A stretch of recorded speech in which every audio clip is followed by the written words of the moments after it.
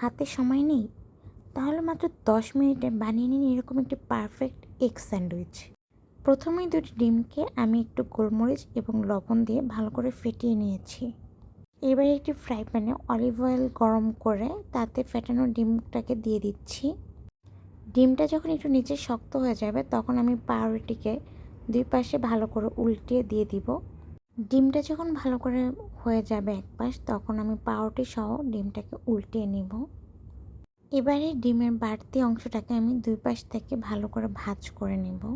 এবারে পাউরুটির এক পাশে আমি দিয়ে দিব শসা, টমেটো, ক্যাপসিকাম। অপর পাশে দিয়ে দিব পনির। পনির দিয়ে আমি পাউরুটিকে স্যান্ডউইচের মতো করে ভাঁজ করে নেব। এই পর্যায়ে পাউরুটির দুই পাশকে আমি ভালো করে ভেজে নেব যাতে বাইরের সাইডটা একটু ক্রিস্পি হয়। ব্রাউন কালার হয়ে গেলে আমি নামিয়ে কেটে পরিবেশন করে নেব। মাত্র 10 মিনিটে তৈরি হয়ে গেল আমার হেলদি এগ স্যান্ডউইচ।